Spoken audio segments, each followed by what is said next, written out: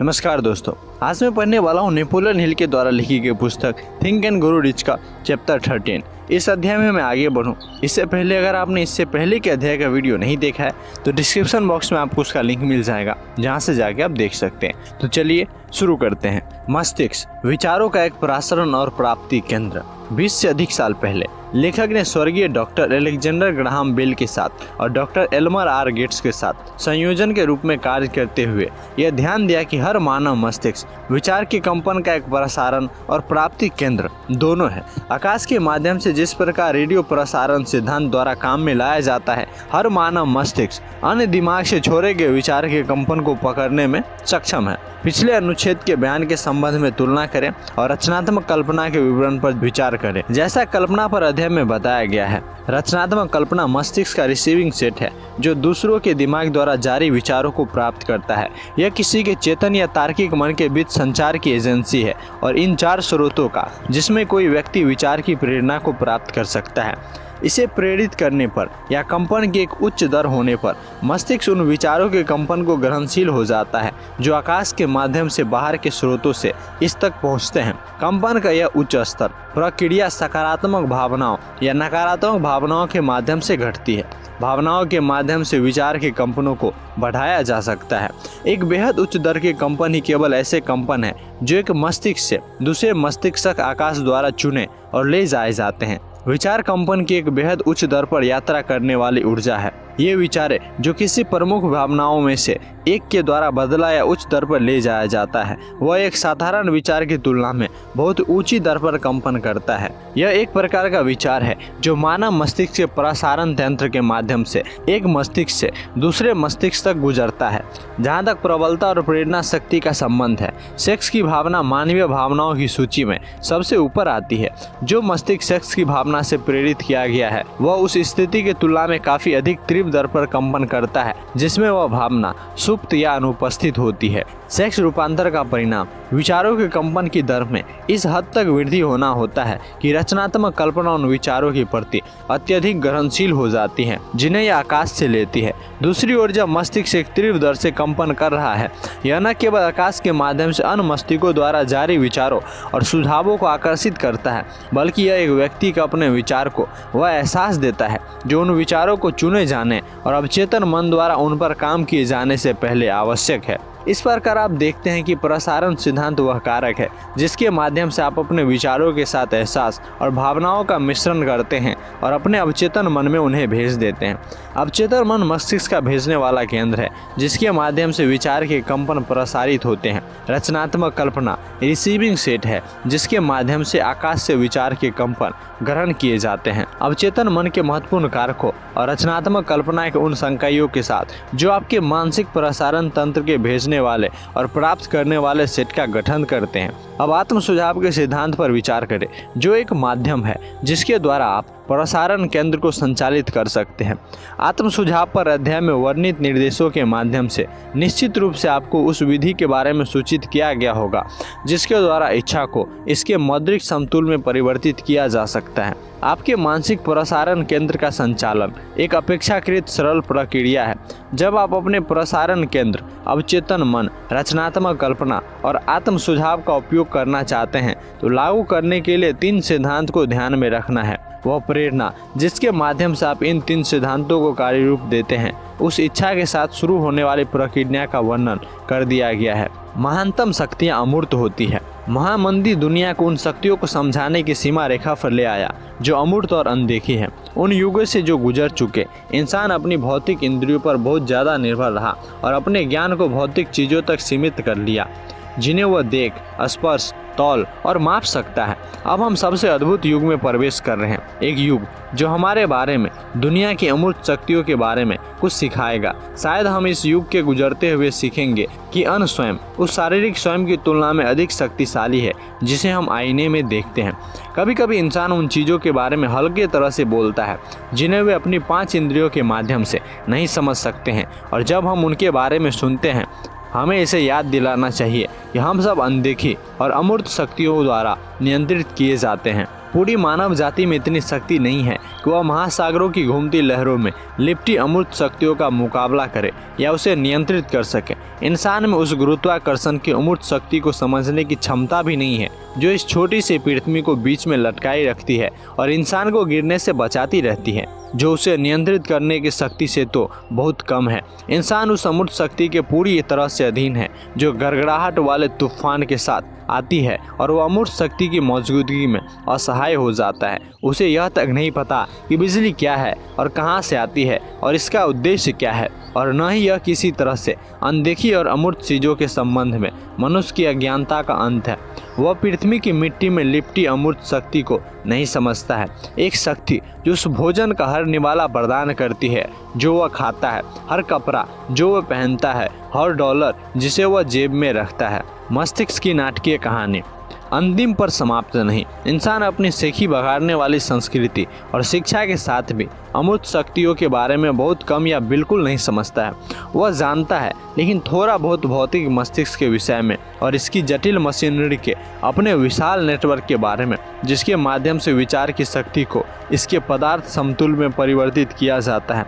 लेकिन वह अब एक ऐसे युग में प्रवेश कर रहा है जो उस विषय पर आत्मज्ञान देगा। पहले से ही विज्ञान के लोगों ने अपना ध्यान मस्तिष्क नामक उस अद्भुत चीज के माध्यम पर लगाना शुरू कर दिया। हालांकि वे अपने अध्ययन के शुरुआती दौर में ही हैं। उन्होंने इस जानकारी पर पर्याप्त ज्ञान का पर्दाफाश किया है कि मानव मस्तिष्क का मध्य स्विच बोर्ड मस्तिष्क की कोशिकाओं को एक दूसरे के साथ जोड़ने वाली रेखाओं की संख्या एक के बाद एक 15 करोड़ शून्य लगाने से प्राप्त होने वाली संख्या के बराबर होती है। शिकागो विश्वविद्यालय के डॉक्टर सी जर्सन ने कहा था, आंकड़ा इतना अति विशाल है कि प्रकाश वर्ष के सैकड़ों मिलियन खगोलीय आंकड़े भी तुलना में महत्वहीन बन जाते हैं। यह निर्धारित किया गया है कि मानव सेरिब्रल कॉर्टेक्स में 10 अरब से लेकर 14 अरब तक तंत्रिका कोशिकाएं हैं, जो हम जानते हैं कि ये भिन्न भिन्न पैटर्न में व्यवस्थित है। ये व्यवस्थाएं बेहतरीन नहीं है, वे कर्म में लगी होती है। हाल ही में इलेक्ट्रोफिजियोलॉजी की विकसित विधि से सूक्ष्म इलेक्ट्रोड से सही स्थित कोशिकाओं या फाइबर से एक्शन करंट निकाला जाता है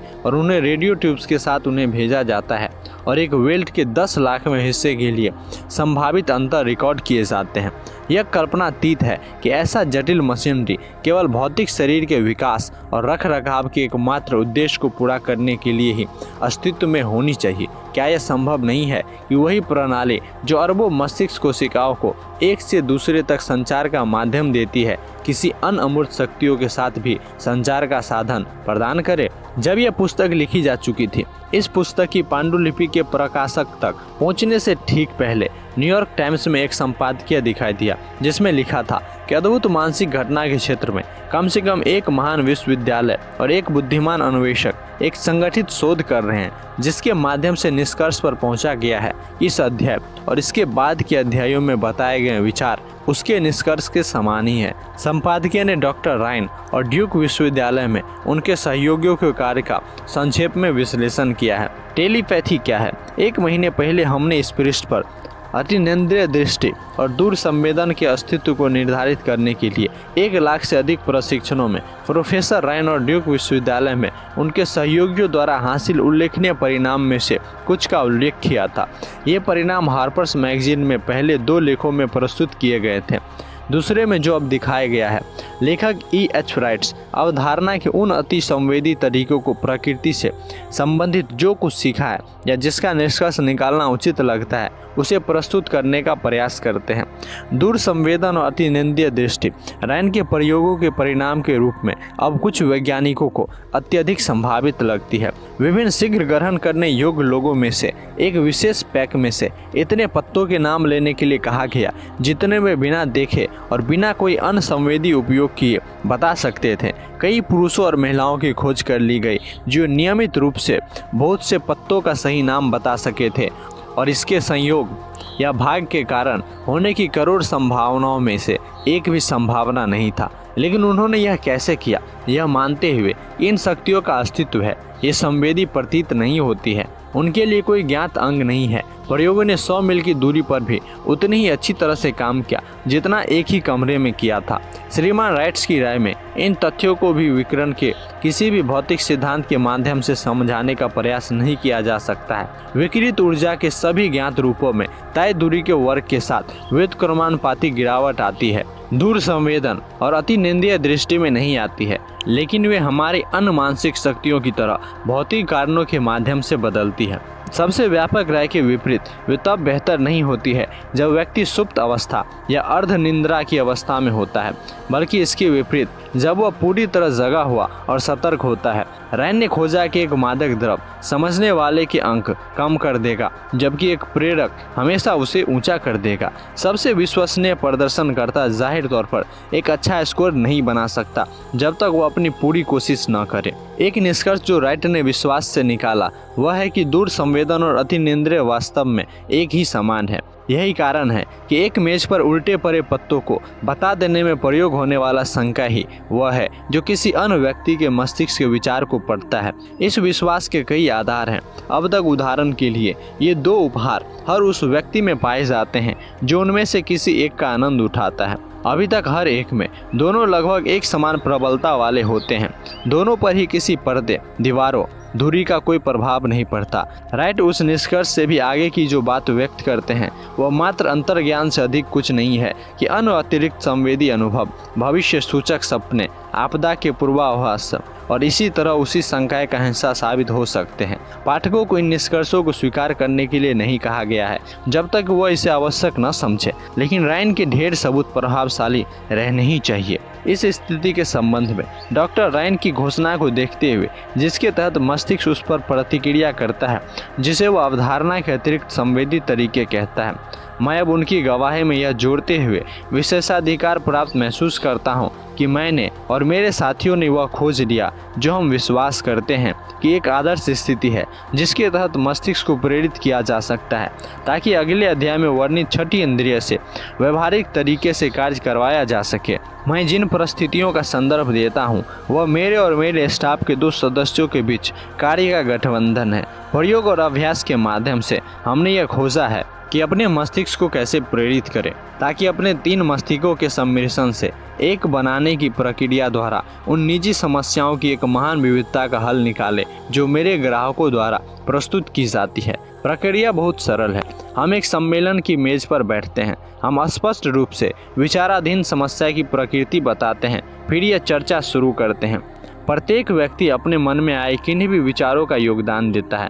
मस्तिष्क को प्रेरित करने की इस विधि के बारे में अजीब बात यह है कि यह प्रत्येक प्रतिभागी को निश्चित रूप से उसके अनुभव से बाहर के ज्ञान से अज्ञात स्रोत के संपर्क में ले आते हैं। यदि आप मास्टरमाइंड पर अध्याय में वर्णित सिद्धांत को समझते हैं तो निश्चित रूप से आप यहाँ मास्टरमाइंड के एक व्यवहारिक प्रयोग के रूप में वर्णित गोलमेज तकनीक की प्रक्रिया को पहचानते हैं। 3 लोगों के बीच निश्चित विषयों की सामंजस्यपूर्ण चर्चा के माध्यम से मस्तिष्क को प्रेरित करने का यह तरीका मास्टरमाइंड का सबसे आसान और सबसे व्यवहारिक उपयोग को दिखाता है। इसी तरह की एक योजना को स्वीकार और पालन करके इस दर्शन का कोई भी छात्र परिचय में वर्णित प्रसिद्ध कार्नेगी सूत्र को प्राप्त कर सकता है। यदि इस समय में आपके लिए इसका कोई मतलब नहीं है तो इस पेज पर निशाना लगाएं और अंतिम अध्याय के बाद इसे फिर से पढ़ें। अवसाद के भेष में एक वरदान था, एक नई शुरुआत करने के लिए पूरी दुनिया को परिवर्तित किया जो हर एक को एक नया अवसर देता है। तो दोस्तों इसी के साथ हम आज के अध्याय को समाप्त करते हैं। उम्मीद करते हैं कि आपने इस वीडियो से कुछ सीखा हो। अगर आपने कोई भी नया सबक इस वीडियो से सीखा है तो एक छोटा सा लाइक आप ज़रूर कर सकते हैं, और अगर आप हमारे चैनल पे पहली बार आए हो तो चैनल को सब्सक्राइब जरूर कर लें। और अगर आप इससे पहले के अध्याय का वीडियो देखना चाहते हैं तो डिस्क्रिप्शन बॉक्स में या फिर यहाँ ऊपर आपको स्क्रीन पे दिख रहा हो जहाँ से क्लिक करके आप देख सकते हैं। तो फिर आपसे मुलाकात होगी, तब तक के लिए हंसते रहिए, मुस्कुराते रहिए। धन्यवाद।